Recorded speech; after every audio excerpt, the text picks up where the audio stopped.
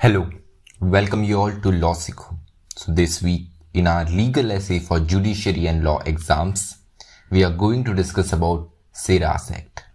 SERAS Act क्या होता है, ये कैसे हमारे अभी सोशल लीगल अफेयर्स में आया, कैसे एक करंट अफेयर का इशू बना हुआ है, उस पर हम बात करेंगे। तो चलिए अब बात करते हैं कि SERAS Act है क्या। तो एक डिमांड उठ रही है कि यहां पर जिन लोगों को सेक्शन 377 जो कि होमोसेक्सुअलिटी की बात करता है, जो सेक्शन जिसको सुप्रीम कोर्ट के द्वारा डिक्रिमिनलाइज कर दिया गया है, गैर आपराधिक मान लिया गया है, इसमें जिन लोगों को कन्विक्ट किया गया, जिन लोगों को सजा सुनाई गई इस एक्ट के अंदर, उनको पार्डन कर दिया जाए। तो एक ऐसा एक्ट लाया जाए जो एक्स पोस्ट फैक्टो इफेक्ट रखता हो और अभी तक जितने लोग इस धारा के अंतर्गत, इस सेक्शन के अंतर्गत कन्विक्टेड हुए हैं, उनको माफ कर दिया जाए। तो यहाँ पर हम विस्तृत जानेंगे कि क्या इसका इतिहास रहा है, ये डिमांड क्यों उठ रही है, सुप्रीम कोर्ट के क्या महत्वपूर्ण जजमेंट है, इन सारी चीज़ों के बारे में हम इस पूरे वीडियो में डिस्कशन करेंगे। तो चलिए, SERAS एक्ट की जब भी बात करते हैं तो इसे माना जाता है कि एलन ट्यूरिंग लॉ जो है उसके बेस्ड पर इसे लाने की बात की गई है। अगर इसका फॉर्मल टाइटल देखें, ये जो कानून है यूके का कानून है, इंग्लैंड और वेल्स में ये कानून इफेक्टिव है।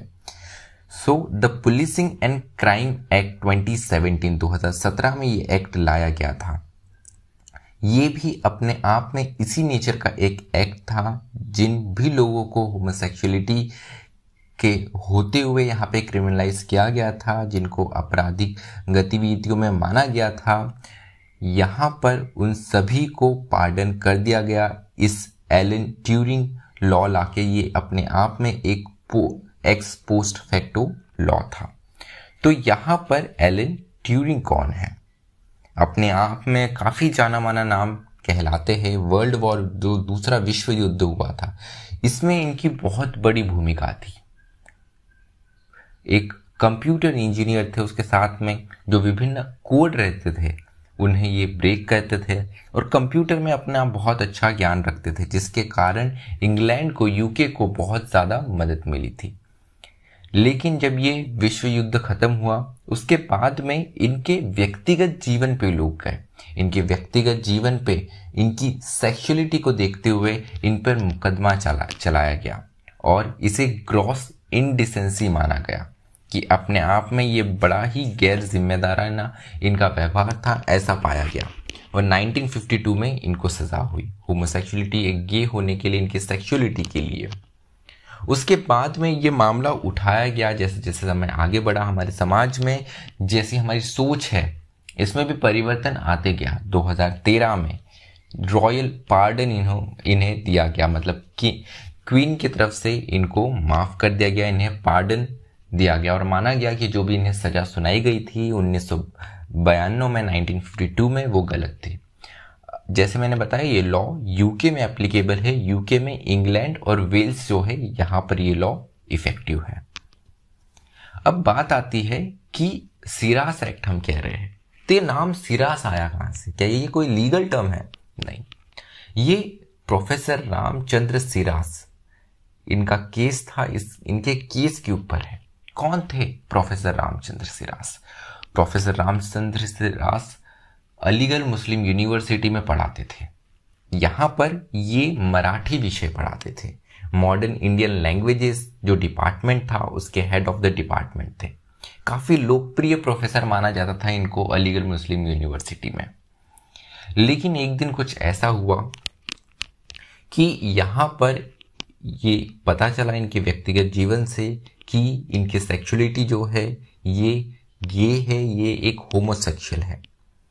इनके पार्टनर के साथ में इनका वीडियो बनाया गया, इनके पर्सनल मोमेंट्स को मीडिया में शेयर किया गया, न्यूज़ चैनल्स पे चलाया गया। लेकिन सबका ध्यान उस वक्त 2010 में ये पूरा एक इंसिडेंट हुआ था। तो 2010 में जो लोगों का पूरा ध्यान था वो इस और था कि हाँ, ये तो गे है, इनकी सेक्सुअलिटी ऐसी है, प्रोफेसर को ऐसा नहीं करना चाहिए था, ये अपने आप में ग्रॉस मिसकंडक्ट है। और इनकी यूनिवर्सिटी में जहां पर कंप्लीट इन्होंने अपना पूरा जीवन यापन करा, जहां पर इन्होंने अपने पूरे जीवन काल की सेवाएं दी। रिटायरमेंट के एकदम आखिरी दौर में थे, 3-4 महीने ही इनके रिटायरमेंट को बचे हुए थे। उस दौर में यहाँ पर उस यूनिवर्सिटी को जिन्होंने इन्होंने सर्व किया, उस यूनिवर्सिटी ने माना कि इनका जो कंडक्ट था ये बहुत ही क्रॉस मिसकंडक्ट माना गया इसे, और इनके कंसेंशुअल होमोसेक्सुअल सेक्स के लिए इनको सस्पेंड कर दिया गया अलीगढ़ मुस्लिम यूनिवर्सिटी से। केवल 1 हफ्ते के नोटिस पर इनको यहाँ पर उनका घर खाली करने का, उनका रेसिडेंस निवास जो यूनिवर्सिटी की तरफ से दिया गया था उसको खाली करने का आदेश दिया गया। इन्हीं के ऊपर मूवी बनी हुई है अलीगढ़। अलीगढ़ मूवी जिसमें मनोज वाजपेयी ने बहुत ही अच्छा काम करा है। हंसल मेहता की मूवी है। अगर आप इस विषय में रुचि रखना चाहते हैं, अगर आपको ऐसी मूवी ज़रूर मैं रिकमेंड करूंगा कि ये मूवी आप ज़रूर देखिएगा। इनके प्रोफेसर सिराज के पूरे जीवन पर है, ये जो इंसिडेंट है उस इंसिडेंट के ऊपर है, किन यातनाओं से उन्हें गुजरना पड़ा उनके ऊपर है। आगे चलकर प्रोफेसर सिराज के इलाहाबाद हाईकोर्ट में वो गए, एक्टिविस्ट कुछ साथी उनके साथ में आए जिन्होंने उनकी मदद करी, प्रोबोनो उनका केस लड़ा गया, और इलाहाबाद हाईकोर्ट में जब ये मामला गया तो इलाहाबाद हाईकोर्ट ने यहाँ पर अलीगढ़ मुस्लिम यूनिवर्सिटी ने जो कदम उठाया था उन्हें सस्पेंड करने का, उससे बिल्कुल सरासर गलत बताया और उन्हें कहा कि इन्हें उनकी नौकरी वापस दी जाए और इनको अपनी जॉब, प्रोफेसर की जो नौकरी होती है वो उन्हें वापस मिली। लेकिन तब तक काफ़ी देर हो चुकी थी।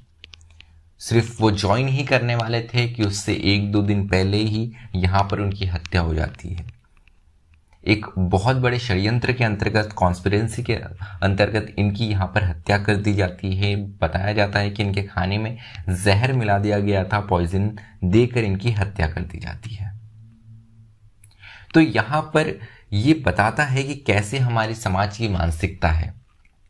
आपकी सेक्सुअलिटी ये बहुत ही पर्सनल मामला होता है, यहाँ पर आपको जज किया जाता है, और अगर आप कोई अलग सेक्सुअल ओरिएंटेशन रखते हैं, कोई की सेक्सुअलिटी अलग है, तो समाज आपको एक अलग ही नज़रों से देखता है। और यहाँ पर एक यूनिवर्सिटी में जहाँ पे वाइस चांसलर होते हैं, सारे पढ़े लिखे प्रोफेसर होते हैं, ऐसी उन एक कमेटी में, उन प्रोफेसर्स की कमेटी ने यहाँ पर उनको सस्पेंड किया गया। तो अपने आप में ये बताता है, ये केवल ज़्यादा साल पुरानी बात नहीं, सिर्फ 11 साल पुरानी बात है। 2010 में इन्हें सस्पेंड किया गया था। तो चलिए अभी अगर हम बात करें तो सेक्शन 377 जो है, इसमें होमोसेक्सुअलिटी को क्रिमिनलाइज किया गया। होमोसेक्सुअलिटी अर्थात यहाँ पर जब सेम जेंडर, सेम सेक्स के बीच में जब यहाँ पर कुछ फिजिकल इंटरकोर्स होता है उसे हम होमोसेक्सुअलिटी कहते हैं। अगर आपका प्रेफरेंस जो है अपोजिट जेंडर से ना होते हुए सेम जेंडर से, सेम सेक्स के साथ में अगर आपका सेक्सुअल ओरिएंटेशन, सेक्सुअलिटी हो, तो यहाँ पर हम इसे होमोसेक्सुअलिटी कह सकते हैं। तो यहाँ पर जो सेक्शन 377 ये है, जैसे आपको पता है आईपीसी ब्रिटिश काल में बनाया गया था, तो यहाँ पर बहुत सारे ब्रिटिश कालीन कानून थे, उन्हीं को एडॉप्ट करके भारत में भी लागू किया गया। तो हमारे आईपीसी में जो सेक्शन 377 है, ये बर्गरी एक्ट 1533 जो है, जो कि होमोसेक्सुअलिटी को क्राइम मानता था, उसी को देखते हुए सेक्शन 377 बनाया गया था। मामला जब सुप्रीम कोर्ट पहुंचा, जब इसकी संवैधानिकता, कॉन्स्टिट्यूशनलिटी चैलेंज की गई सुप्रीम कोर्ट में, तो सुप्रीम कोर्ट ने बड़े ही कड़े शब्दों में कहा, उस समय के chief justice Deepak Mishra, justice AM Khanwilkar, justice DY Chandrachud, justice Rohinton Fali Nariman और justice Indu Malhotra, constitutional bench थी, बड़े ही कड़े शब्दों में इन्होंने बताया कि सेक्शन 377 जो है ये एक असंवैधानिक, एक तर्कहीन, एक अनिश्चित और एक मनमाना कानून है, एक अनकॉन्स्टिट्यूशनल, एक इरेशनल, एक इंडिफेंसिबल और एक आर्बिट्री कानून है। और उसी को देखते हुए सेक्शन 377 को डिक्रिमिनलाइज किया गया। अब जो सेक्शन 377 है, यहां पर एक महत्वपूर्ण बात यह है कि कंप्लीट सेक्शन को डिक्रिमिनलाइज नहीं किया गया। यहां पर जो कंसेंशुअल सेक्स होता है केवल उसे ही डिक्रिमिनलाइज किया गया। अगर यहां पर माइनर या नॉन कंसेंशुअल सेक्सुअल एक्टिविटी होती है या बेस्टिलिटी होती है, तो इसको अभी भी क्राइम माना जाता है। ये बहुत ही महत्वपूर्ण बिंदु बताया गया। तो लैंडमार्क जजमेंट और विस्तृत में जान लेते हैं। 3 महत्वपूर्ण जजमेंट है। सबसे पहला नास फाउंडेशन का। तो नास फाउंडेशन का जो जजमेंट है ये दिल्ली हाई कोर्ट में था। नास फाउंडेशन एक एनजीओ है। ये इस मामले को हाई कोर्ट में ले गई और हाई कोर्ट ने यहां पर माना कि ये आर्टिकल 14 सेक्शन 377 जो है ये आर्टिकल 14 के अगेंस्ट है, अनुच्छेद 14 का उल्लंघन करता है, आर्टिकल 14 को वॉयलेट करता है और यहाँ पर ये अनरीजनेबल क्लासिफिकेशन है और होमोसेक्सुअल क्लास को टारगेट किया जा रहा है इस सेक्शन की, इस धारा, इस कानून के माध्यम से। उसके बाद में यही मामला अपील होकर जब सुप्रीम कोर्ट में गया तो यहाँ पर सुरेश कुमार कौशल केस के साथ इसे कंबाइन किया गया और यही बात 2013 में पुनः दोहराई। अब महत्वपूर्ण चीज ये है कि जो प्रोफेसर सिराज के साथ में हुआ था वो 2010 में हुआ। नास फाउंडेशन केस जो था ये वर्डिक्ट 2009 में आया। तो यहां पर दिल्ली हाई कोर्ट ने डीक्रिमिनलाइज करने के बाद में भी ऐसा इंसिडेंट हमारे देश की एक top university Aligarh Muslim university 2010 में करीब ये टॉप 3 यूनिवर्सिटीज में होंगी, अभी भी हमारे देश की नामी जानी यूनिवर्सिटीज में है, वहां पर ऐसा इंसिडेंट होता है। तो यहां पे सुप्रीम कोर्ट ने इसी चीज को दोहराया। सुरेश कुमार कौशल वर्सेस नास फाउंडेशन का केस था, इस चीज को वापस दोहराया कि सेक्शन 377 जो है इसे डिक्रिमिनलाइज हम करते हैं, इसकी क्रिमिनलिटी हम बनाए नहीं रखेंगे।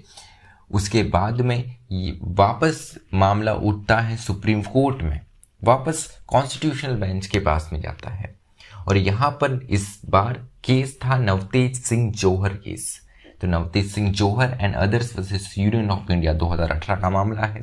तो इस बार वापस इसी चीज को दोहराया गया कि सेक्शन 377 जो है उसे हम डिक्रिमिनलाइज करते हैं, ये अनकॉन्स्टिट्यूशनल है, रैशनल है, इनडेफेंसिबल है, मैनिफेस्टली आर्बिट्री है अपने आप में।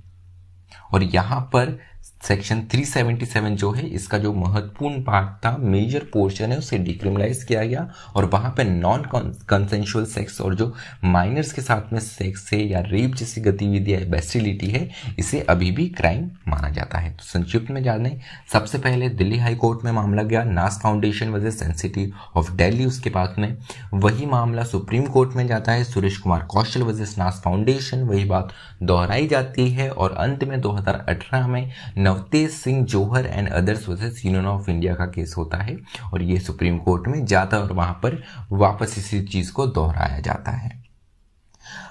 अब महत्वपूर्ण बात ये होती है कि इस चीज की जो डिमांड उठ रही है सिरास एक्ट की, ये आना चाहिए, एलन ट्यूरिंग बिल जो है उसके लाइन पर वैसा ही सिमिलर एक एक्ट आना चाहिए। तो बहुत जरूरी है क्योंकि LGBTQ कम्युनिटी जो है बड़े लंबे समय से देखने को मिला है कि इनके साथ में सामाजिक रूप से काफी ज्यादा इन्हें प्रताड़ित किया गया है, इनके साथ भेदभाव हुआ है, इनके साथ में डिस्क्रिमिनेशन हुआ है, एक बहुत इनजस्टिस देखने को मिला है। तो जरूरत है कि हमारी गवर्नमेंट जल्द से जल्द ऐसा कोई कानून लाए जिससे यहाँ पर जो लोग इस कानून के सेक्शन 377 के अंतर्गत जिनको दोषी पाया गया था सिर्फ उनके कंसेंशुअल होमोसेक्सुअल रिलेशंस के लिए, उन्हें भी यहाँ पर माफ कर दिया जाए, उन्हें भी हक है जीने का। तो इसी नोट पे यहाँ पर आज का हमारा डिस्कशन खत्म होता है। मुझे सुनने के लिए आप सभी का धन्यवाद। स्टे ट्यून्ड टू लॉ सीखो।